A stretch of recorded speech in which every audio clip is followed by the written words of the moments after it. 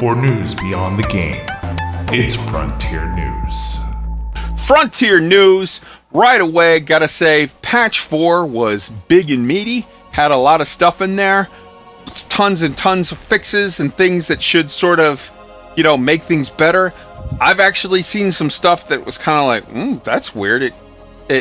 It seems to have made a lot of things a good bit better. It seems to have also caused some other issues. When they first rolled it out, there was a lot of orange sidewinders. They did take the stuff down. They put out a hot fix, whatever. I've noticed now, whenever I jump around from one system to another, it gives me a little pop-up, one of those toaster notices, the pop-up notice on the bottom right corner that says an error, that it's lost its ability to navigate to where it's going. It still goes where it's supposed to, so, it's a minor annoyance, but, I think there were a lot of good things in Patch 4, and there were a couple of things that were put out that that's kind of messed up, and I have faith that they will sort of get to it. Why don't we, let's sort of skip the forum posts. I think a lot of that would sort of fall back into the salt, whatever, and I'm not trying to go there at the moment, so let's say there were forum posts in the Elite Week News channel on the Discord. You can read them, and you can decide for yourself to what extent they were good and to what extent they were the kind of things that raise your blood pressure. Let's, Roy, move on to GalNet News.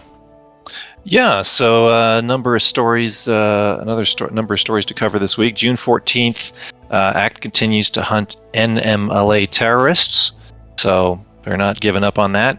June 15th, SIRIUS Corporation, the fourth superpower, ? I don't know, maybe some more rank unlocked ships coming, who knows. June 16th, electoral reform proposed for the Alliance.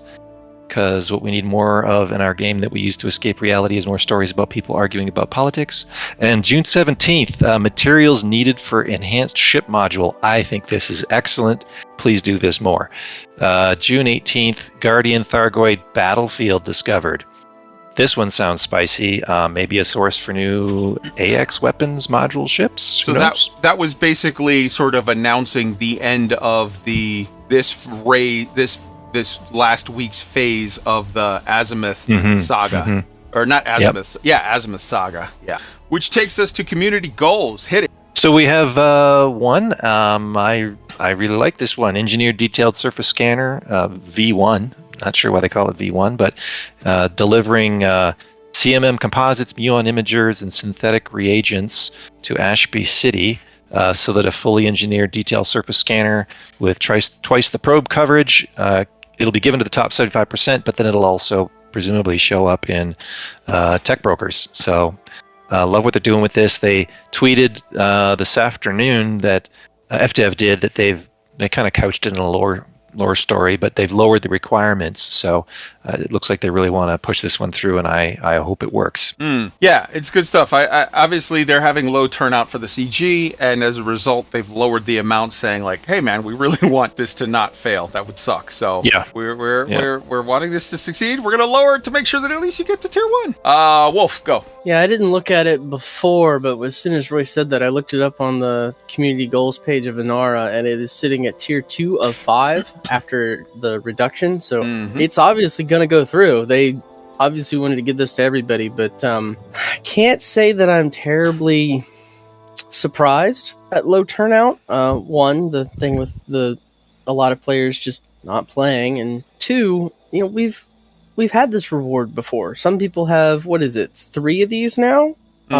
So it's definitely a, hey, let's get this in here so that anybody new coming to the game can get it. So it's definitely a little PR wizardry on their part to make sure that this became available to anybody who wants them in the future.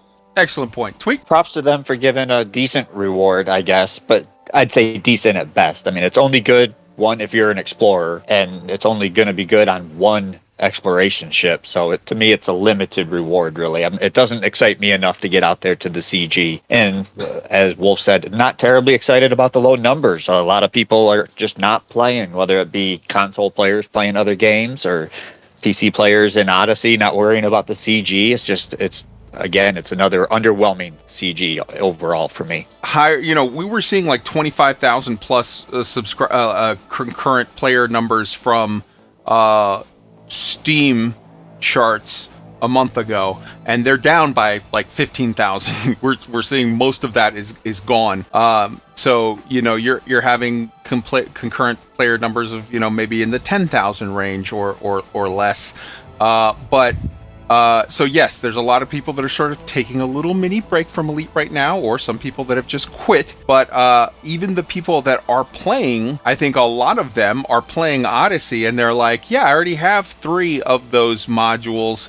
So right now I'm trying to get my gear. I'm trying to engineer my gun and my Maverick suit and whatever. So, whatever. But with this adjustment, they are already now at tier 2 or whatever. So yes, it's going to be a success. Yes, people are going to get it. So yeah, go collect your stuff. Aron.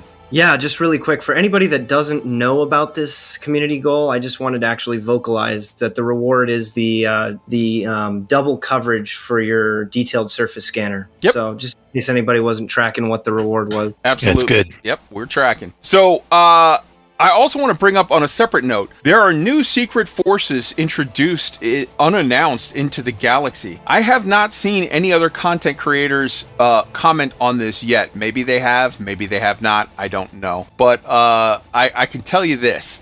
I want to give a shout out to Commander Carl Account. That's the actual name of the Discord user. He messaged saying, after logging in post-update, I'm in system PMD 2009 space 48, which is an asteroid base in the Orion Nebula.